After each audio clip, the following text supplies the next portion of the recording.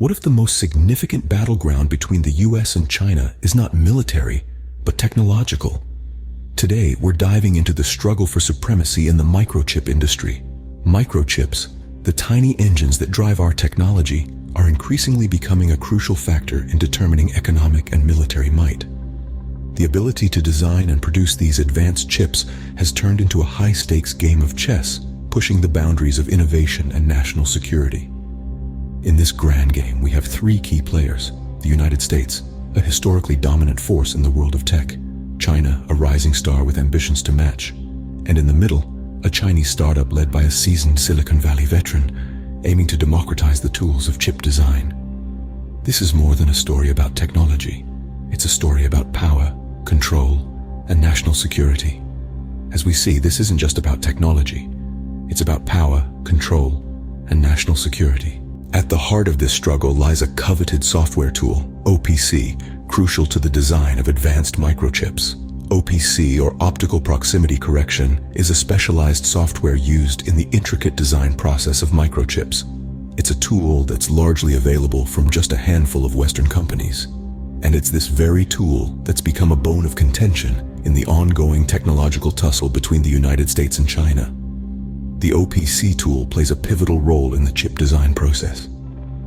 It corrects distortions that occur when the design is transferred onto a silicon wafer during the chip manufacturing process. Without this tool, the creation of advanced chips, the kind that power your smartphones, computers, and even military equipment, would be near impossible. The United States, understanding the strategic importance of this tool, has been trying to curb China's access to it. Washington argues that the tool, if in the wrong hands, could pose a threat to national security. The fear is that China could use advanced microchip technology to power its military, thus tipping the scales of global power. US companies are now restricted from providing this technology to certain Chinese companies, like SMIC, without a special license. This restriction stems from allegations that SMIC's alleged work with China's military is considered a threat to American national security. But this isn't just about one software tool or one company. It's about a larger struggle for technological supremacy. The microchip industry is a key battleground, and control over advanced chip design tools is a strategic advantage. The US's actions have not gone unnoticed, sparking reactions from China. China has denounced the United States' export control measures, accusing Washington of abusing its power and applying illegal unilateral sanctions. China asserts that its technological advances are not the result of theft or robbery, but rather the product of the ingenuity and hard work of its people. China sees these actions as an abuse of power, stating their technological advances are the result of hard work and ingenuity. This is the stance China has taken in response to the US restrictions. China's foreign ministry spokesperson has been vocal about their position, arguing that the United States abuses export control measures and applies illegal unilateral sanctions and long-arm jurisdiction to Chinese companies. They assert that China is not a technology thief, but a nation of innovators and hard workers. They point out that China has adopted laws for the protection of intellectual property and complies with internationally accepted rules.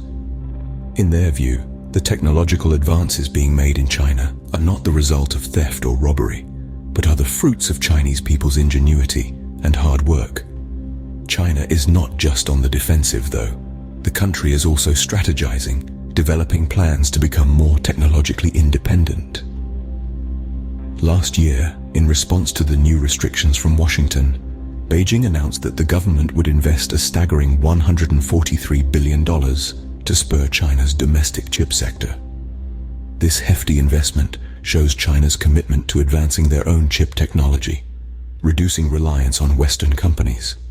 This push for technological independence is seen as a strategic move by China's government, making the drive for more sophisticated chips a centerpiece of their strategic plans. They're not just reacting to the US restrictions, they're also planning for a future where they can stand on their own. In essence, China's response to the US restrictions is a mix of defense and offense. They're defending their right to technological advancement, arguing against the allegations of technology theft, and asserting their commitment to intellectual property protection.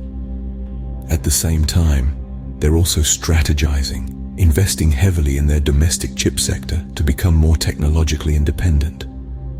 China is not just defending themselves, they're also strategizing to become more independent. This is a competition that's far from over, and the stakes couldn't be higher. It's a contest not just of technology, but of national pride, economic power, and strategic security. As the battle continues, the world watches on, waiting to see how this technological tug-of-war will shape the future. One strategy that has raised eyebrows in Washington is China's 1,000 Talents program. This initiative, which has been running for over a decade, aims to lure Chinese experts working in science and tech fields abroad back to their homeland. The incentives are impressive. Employment, housing, and a range of other benefits are offered to those willing to return. But why the controversy? Well, from the US perspective, this program isn't just about bolstering China's domestic talent pool. It's viewed as a strategic move to gain access to valuable intellectual property from abroad. The concern is that the returning experts may bring more than just their expertise. They might also bring trade secrets and proprietary information from their previous employers. This isn't just conjecture. Last year, the US Federal Bureau of Investigation arrested a California-based software engineer named Liming Li on charges of trade secrets theft. According to an FBI affidavit, Li allegedly stole millions of files from 2 unidentified US employers. The concern is that cases like Li's are not isolated incidents, but rather part of a larger pattern facilitated by the 1,000 Talents program. While China insists that its technological advances are the result of the hard work and ingenuity of its people, US officials remain skeptical. The stakes are high, with the production of advanced chips being one of the most contentious technological struggles between the United States and China. The ability to design and manufacture these chips is critical for economic and military supremacy, making the protection of related intellectual property a top priority. The 1,000 Talents program thus represents a flashpoint in the ongoing technological tug-of-war between the 2 superpowers. It's a complex issue with no easy solutions. While it's undoubtedly beneficial for China to attract top talent, the potential for intellectual property theft poses significant challenges. While this program may seem like an opportunity for Chinese experts, it's seen as a threat to American intellectual property. The turnover of personnel within the industry, especially across international borders, complicates matters. Imagine a global game of chess, where the pieces are the minds brimming with knowledge and expertise. As these minds move from one company to another, across nations, they carry with them the seeds of innovation and advancement. This fluidity of intellectual capital is what makes the semiconductor industry so dynamic. It's also what makes it incredibly tough to regulate. We're not just talking about tangible goods crossing borders, but intangible knowledge implanted in people's brains. Export violations and intellectual property theft become a labyrinthine issue in this context. The attempt to control this flow is like trying to hold water in your hands. It seeps through the cracks. It finds a way.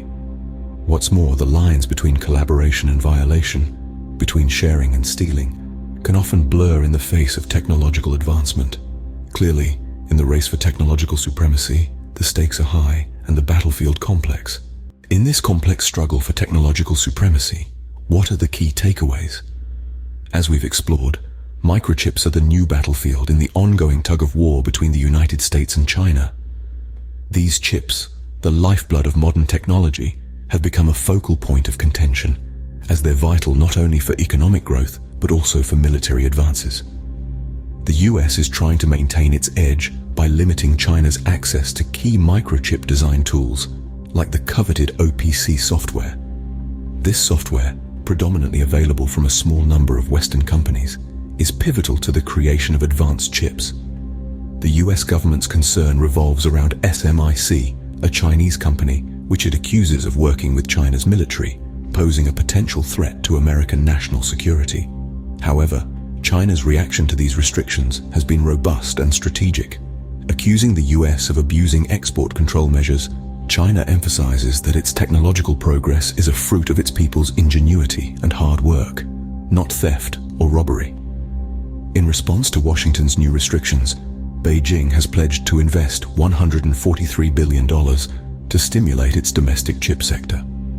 Further fueling this technological rivalry is China's Thousand Talents program. This initiative, offering incentives for Chinese experts abroad to return home, has been criticized by Washington as a potential conduit for intellectual property theft. But the reality is, in a globalized industry, controlling the flow of knowledge and technology is an incredibly intricate task. The turnover of personnel across international borders makes it challenging to investigate export violations or pursue claims of intellectual property theft. As we've seen with the case of Liming Li, a California-based software engineer, even with stringent measures in place, the potential for intellectual property theft remains. The struggle continues, and as it does, we'll keep our eyes on the front lines of this technological battlefield.